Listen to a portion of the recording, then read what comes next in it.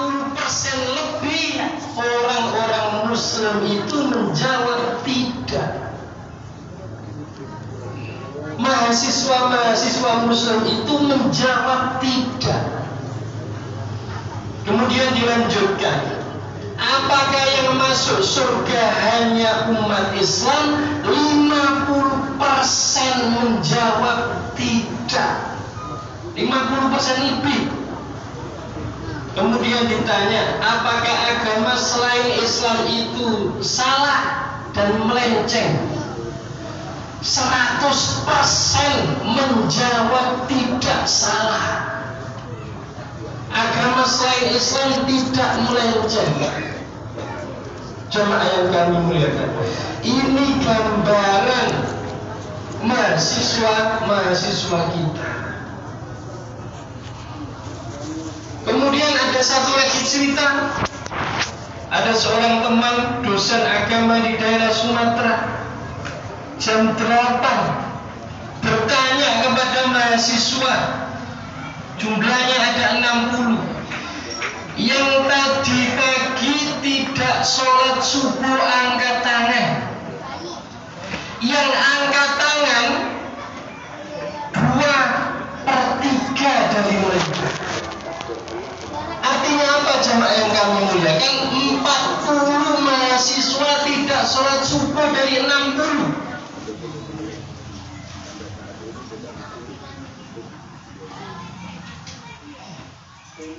Dan mereka tidak merasa bersalah dengan hal yang demikian. Kemudian alhamdulillahnya dosen tadi mengajak mahasiswa yang belum sholat untuk sholat subuh di masjid jam 8 lebih. Keimanan seakan-akan sudah hilang. Keyakinan bahwa agama Islam ini satu-satunya agama yang diterima Allah sudah hilang. Kalah dengan paham pluralisme yang mengatakan semua agama benar.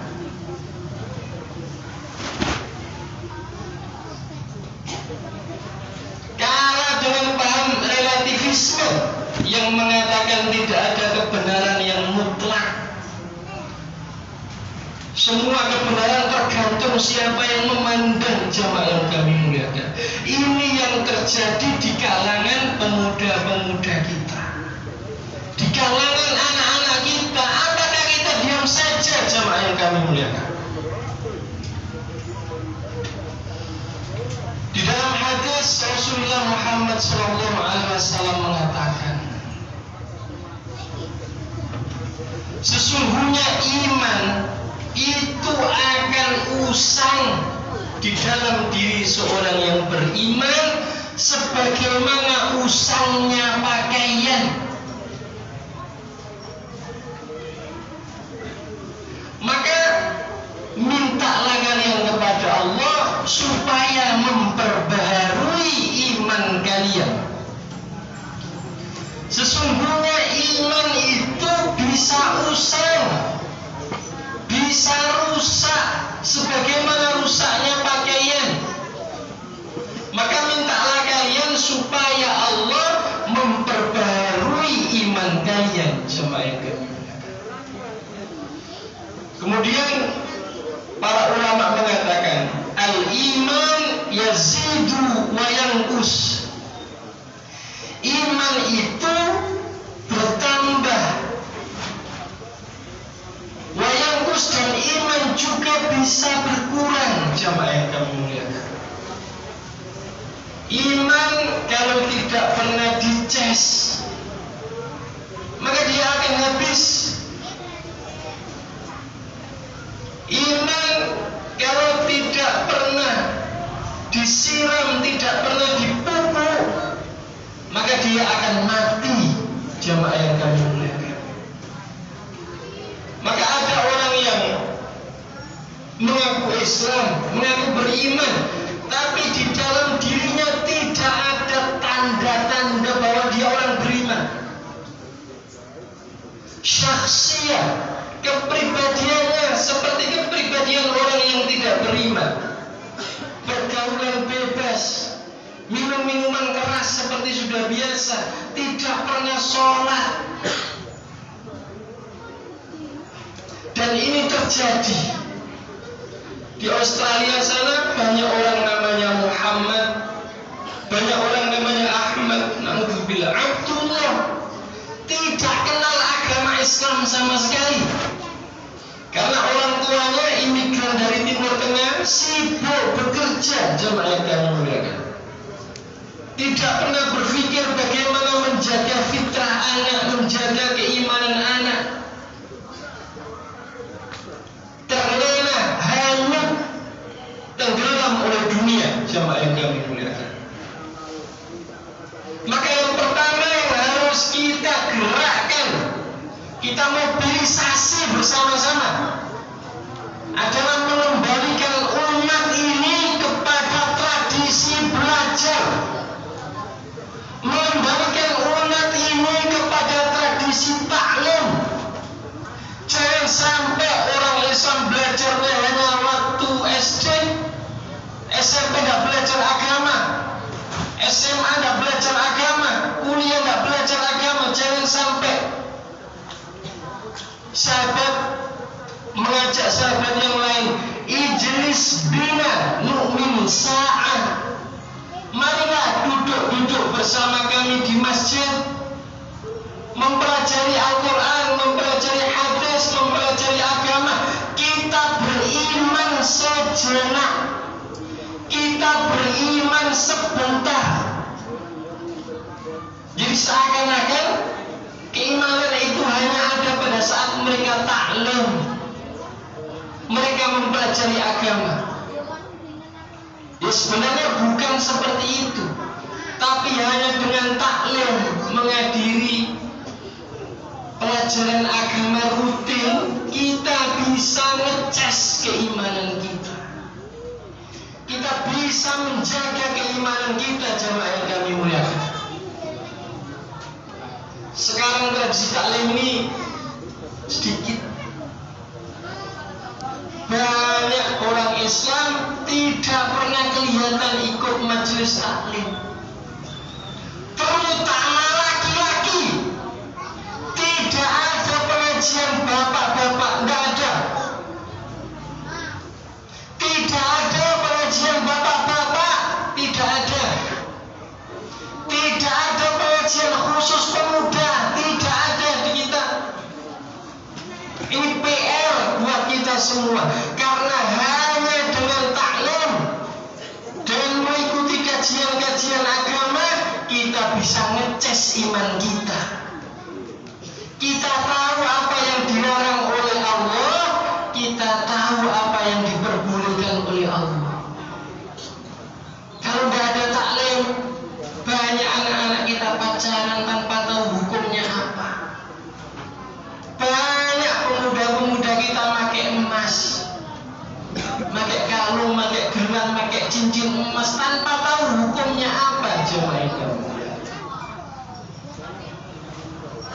Maka mari kita semuanya berusaha menghadiri majelis taklim, khususnya di Masjid Jabal Nur. Alhamdulillah sekarang kelihatan banyak taklimnya sudah. Ini semoga lebih banyak lagi taklimnya dan kita semua bisa menghadirinya, jemaah yang kami muliakan. Jangan sampai kita tidak merasa butuh bimbingan Allah, kita tidak merasa butuh taklim. Jangan sampai.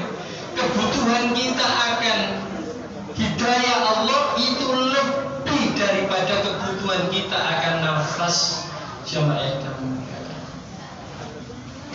Kebutuhan kita akan bimbingan Allah itu jauh melampaui kebutuhan kita akan dunia. Kemudian yang kedua, hendaknya orang beriman itu menjaga keimanannya dengan menghadiri sholat berjamaah. Rasulullah SAW mengatakan, "Idza ra'aitumur rajula ya'tadul masajid fashhadu lahu bil iman."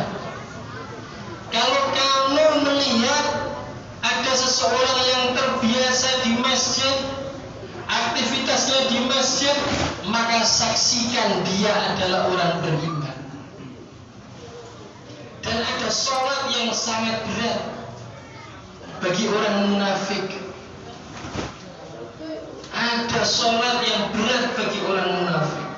Maka jangan sampai jamaah yang kami muliakan kita jauh dari masjid. Rasulullah ketika turun ayat memerintahkan untuk mengajak keluarganya sholat, wa'mur ahlaka bis sholat wastabir 'alaiha, al-ayat. Wahai Muhammad, perintahkanlah keluargamu untuk sholat, ajaklah keluargamu untuk sholat, ajaklah kaummu untuk sholat, ajaklah pengikut-pengikutmu untuk sholat. Apa yang dilakukan oleh Rasulullah Muhammad SAW setelah itu? Beliau setiap subuh datang ke depan rumah menantunya yang bernama Ali bin Abi Thalib, datang ke depan rumah putrinya yang bernama Fatimah radhiyallahu anha, dan Rasulullah mengajak sholat. As-salah, as-salah. Rasulullah mengajak menantu dan anaknya sholat setiap subuh setelah turun perintah ini. Di dalam kitab tafsir dikatakan berapa lama Rasulullah mengajak anaknya sholat, menantunya yang sudah soleh itu sholat. 8 bulan jemaah yang kami muliakan. Anak kita yang tidak soleh, tidak sesoleh Ali bin Abi Thalib, sudahkah kita ajak sholat? Anak kita yang tidak sesoleh Ali bin Abi Thalib, sudahkah kita ingatkan untuk sholat? Menantu kita yang tidak sesoleh Ali bin Abi Thalib, sudahkah kita ajak untuk sholat? Jemaah yang kami muliakan.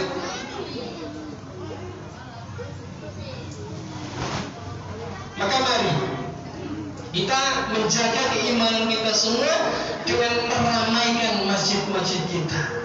Di kantor berusaha jamaah, dimanapun berusaha berjamaah. Kalau kehilangan jamaah di masjid, berusaha jamaah dengan keluarga di rumah. Kalau kehilangan jamaah dengan keluarga di rumah, pokoknya jangan sampai tidak sholat jamaah.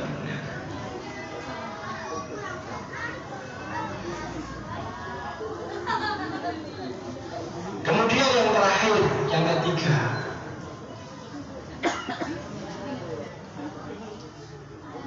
membaca, mempelajari Al-Quran.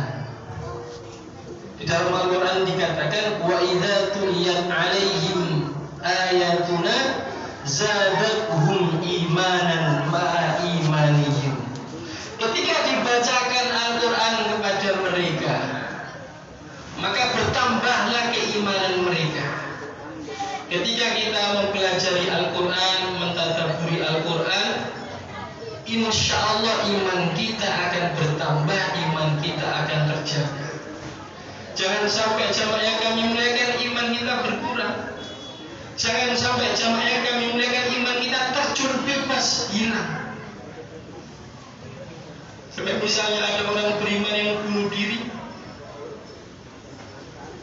sampai misalnya ada orang beriman yang tidak percaya sama takdir Allah Subhanahu wa ta'ala. Ini PR kita semua. Mari kita memobilisasi, melakukan gerakan-gerakan belajar sepanjang hayat mempelajari agama. Ulama mengatakan utlubul ilma minal mahdi ilal lahdi. Carilah ilmu agama itu terutama dari gendongan ibu, dari buayan sampai liang lahat. Ada seorang ulama, Imam Ahmad bin Hanbal kalau tidak salah, beliau selalu membawa pena. Kemudian ditanya, Syekh, engkau sudah ulama, engkau sudah pandai agama, kemana-mana kenapa engkau selalu bawa pena? Beliau mengatakan, ma'al mihbara ilal maqbar. Bersama tinta ini aku akan menuju kubur. Jadi beliau komitmen tidak akan berhenti mempelajari agama, menggali petunjuk-petunjuk agama sampai meninggal Semoga kita semua bisa menjaga iman kita, iman keluarga kita semuanya, dengan taklim, dengan terus menghadiri kelas-kelas pembelajaran agama, kajian-kajian agama. Kemudian dengan mendekat ke masjid, berusaha menghadiri sholat berjamaah. Kemudian dengan mempelajari Al-Quran, membacanya, menghafalnya, mentadaburinya, memahami makna dan menghayatinya. A'udzu billahi minasyaitonir rajim. Bismillahirrahmanirrahim. Wal 'asri innal insana lafi khusr illa alladziina aamanu wa 'amilus solihati wa tawassaw bil haqqi wa tawassaw bis sabr.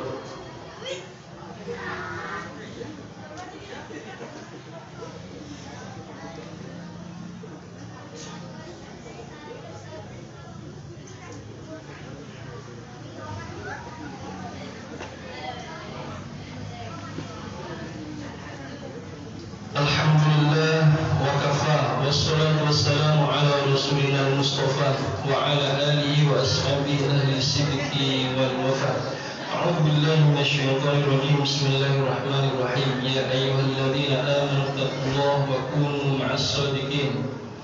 Jamaah yang kami muliakan, marilah kita merendahkan diri kita kepada Allah Subhanahu wa taala.